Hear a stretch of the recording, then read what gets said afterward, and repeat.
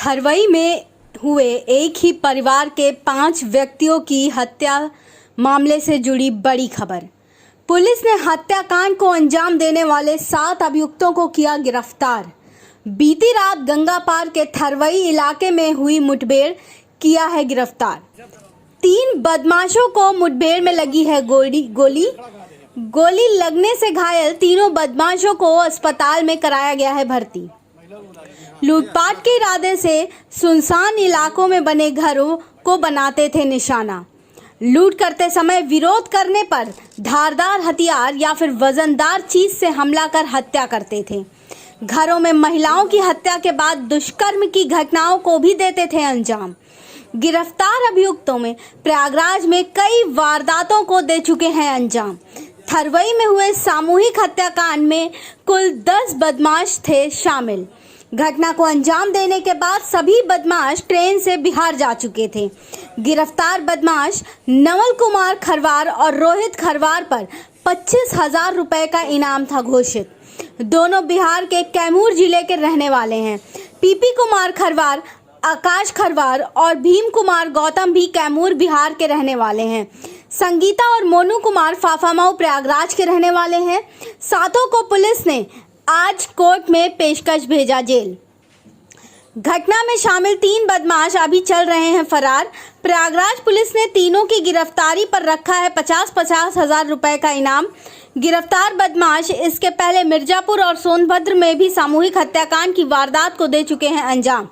ADG ने सभी के खिलाफ गैंगस्टर के तहत मुकदमा दर्ज करने का दिया आदेश। आज प्रातःकाल प्रयागराज पुलिस को ये सूचना मिली थी कि एक गैंग गंगापार क्षेत्र में देखा गया है जो चोरी, हत्या, लूट आदि की घटनाएं करता था।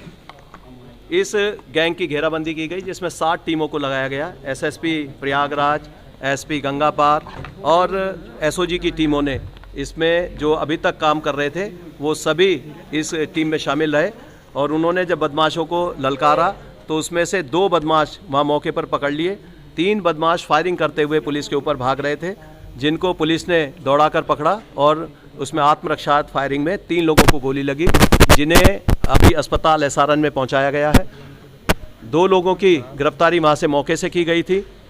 उसके बाद इनसे जो पूछताछ की गई तो इन्होंने 2 घटनाओं का खुलासा किया जिसमें खेवराजपुर में अभी थाना थरवई क्षेत्र में घटना और इससे पहले बोहरी में जो घटना हुई थी उसके बारे में इन्होंने बताया कि ये लूट करने के उद्देश्य से वहाँ की थी और साथ ही वहाँ महिलाओं के साथ दुराचार भी किया था।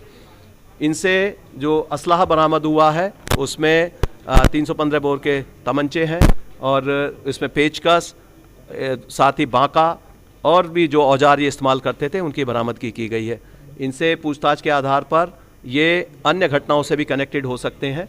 जितनी भी घटनाएं गंगापार क्षेत्र में हो रही थी इसमें इनका मिलान किया जा रहा है कि जहां जहां इस प्रकार की घटनाएं हुई हैं जिनमें भले ही नामजदगी हो गई है, अगर कोई गलत नामजदगी की गई है तो इस आधार पर जो इनका बयान है और इनके जो मोबाइल फ़ोन नंबर्स मिले हैं, जो उनका अभी तक जो सर्विलांस पर इनमें से कुछ लोग थे उसमें लिस्निंग में जो आया, इस आधार पर आगे कार्रवाई की जाएगी।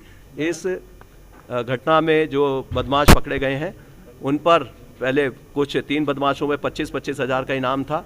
आज 3 अन्य बदमाशों पर इन पर 25-25 हज़ार के इनाम घोषित किए गए हैं और साथ ही जो पूर्व में जो घटनाएं कारित की गई हैं उनमें भी हम इनका इन्वॉल्वमेंट देख रहे हैं। 2 महिलाओं का नाम आया हुआ है जिसमें एक संगीता का नाम आया है।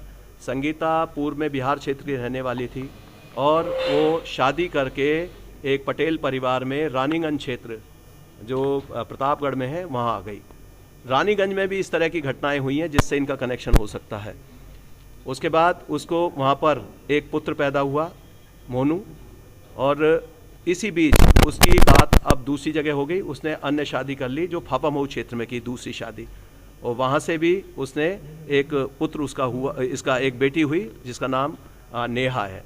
तो ये सब इसमें अभियुक्त हैं, का काम करते हैं। इनका कनेक्शन है कि यहाँ फाफामऊ में रहकर ये आसपास के क्षेत्रों को देखते थे कि कहाँ इस तरह की वारदात की जा सकती है। उसके बाद ये कैमूर क्षेत्र से, बिहार से अपने गैंग को इंटीमेट कर वहाँ से बुला लेते थे।